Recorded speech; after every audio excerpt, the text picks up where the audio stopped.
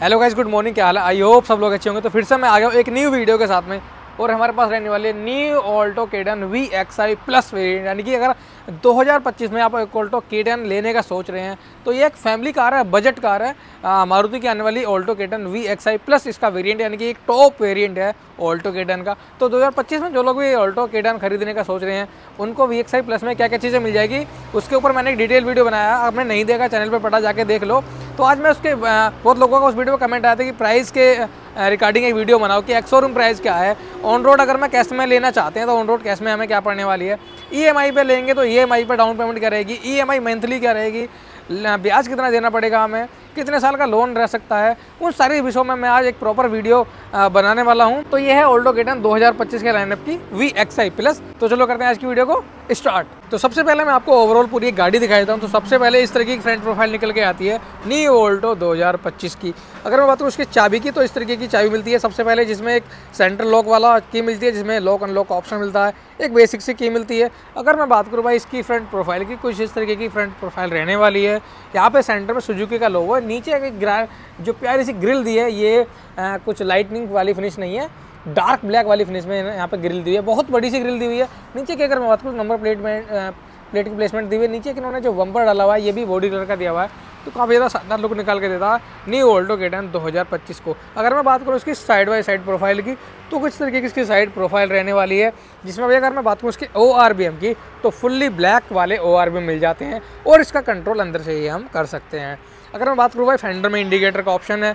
अगर मैं बात करूँ डोर ओपन हैंडल की तो भाई यही बॉडी कलर के डोर ओपन हैंडल मिलते हैं, और भाई ORBM को भी अंदर से एडजस्ट कर सकते हैं। अगर मैं बात करूँ भाई टायर साइज़ की तो मैंने बताया 13 इंच के टायर साइज़ है, काफ़ी बढ़िया। लेकिन अभी यहाँ पे व्हील कवर नहीं लगे हुए हैं क्योंकि ये अभी स्टॉक में खड़ी है। जैसे अगर डिलीवरी होगी तो व्हील कवर वगैरह कंपनी से ही मिलते हैं, वो आपको लग के मिलेंगे। अगर मैं बात करूँ इसकी बैक प्रोफाइल की तो कुछ इस तरीके की इसकी बैक प्रोफाइल रहने वाली है। भाई ये क्या देखो प्यारी सी बैक प्रोफाइल रहती है। सबसे पहले यहाँ उभरा हुआ सुजुकी का लोगो है, K10 की बैजिंग मिल जाती है।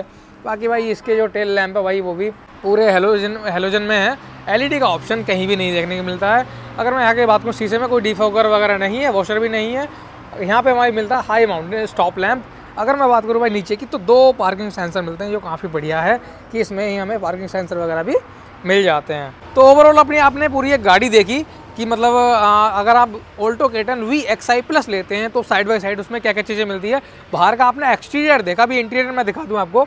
तो कुछ इस तरीके का इसका इंटीरियर रहेगा, जिसमें भाई यहाँ पे रिंग वाली शेप में क्रोम की फ्रिज में मिल जाता है हमको AC का वेंट। अगर मैं आगे की बात करूँ यहाँ पे भाई 8 इंचज़ का फुली टच डिस्प्ले मिल जाता है, इसमें एप्पल कारप्ले एंड एंड्रॉइड वगैरह सपोर्ट करता है। नीचे 2 पावर विंडो मिल जाती है, AC का कंट्रोल मिल जाता है, वहाँ पे फुली डिजिटल मीटर दिया हुआ है।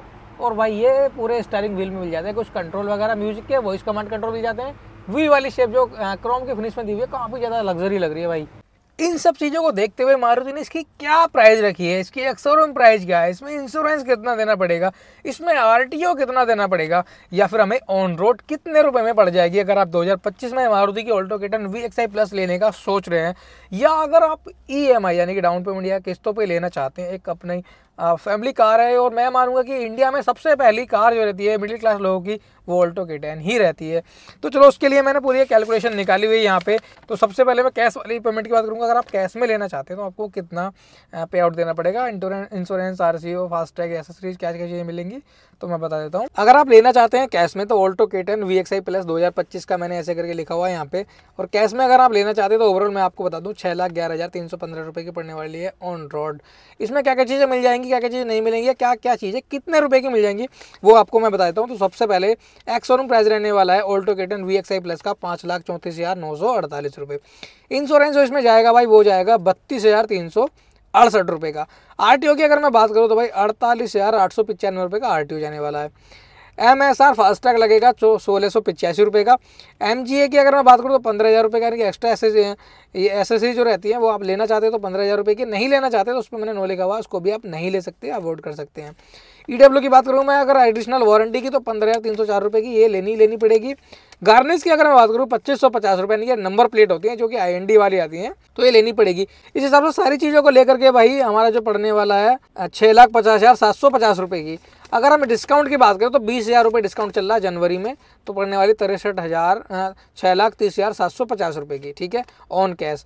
अगर मैं इसमें एसेसरीज जो है जो मैं इनको हटा दूं सारी एसेसरीज को, जैसे कि मैंने लिखा हुआ है नो, तो उसको हटाने के बाद में पड़ने वाले 6,31,515 रुपये की। 20,000 का डिस्काउंट दिया तो 6,11,315 रुपये की पड़ जाएगी। इसमें भी नेगोशिएट कर सकते हैं, ऐसा नहीं है कि जो मैंने बता दिया वो फिक्स है, कम भी हो सकता है ये नंबर, ज़्यादा भी हो सकता है, अलग अलग जगहों के हिसाब से। बाकी ये रही पूरी कैश की पेमेंट की बात। अगर मैं बात करूँ अभी EMI की, कि EMI का क्या ऑप्शन रहेगा, जो लोग EMI डाउन पेमेंट लेना चाहते हैं उसके लिए मैं बता दूं भाई, EMI डाउन पेमेंट मैंने लिखा हुआ है यहाँ पे 6,11,515, यानी कि वो जो ऑन कैश प्राइस है। अगर इसमें आप 1 लाख रुपये जमा करके EMI पे व्हीकल लेना चाहते हैं, ऑल्टो K10 लेना चाहते हैं, तो भाई 1 लाख रुपये 6,11,515 में से 1 लाख रुपये कम कर दो, 5,11,515 रुपये बचा। इस लोन को जो इस अमाउंट को हम लोन कराएंगे। लोन जो रहेगा वो प्राइवेट कंपनियों का रहेगा, 6.5% फ्लैट इंटरेस्ट रेट रहने वाला है, यानी कि फर्स्ट EMI से लेकर के लास्ट EMI तक का ये इंटरेस्ट रेट रहने वाला है, ठीक है।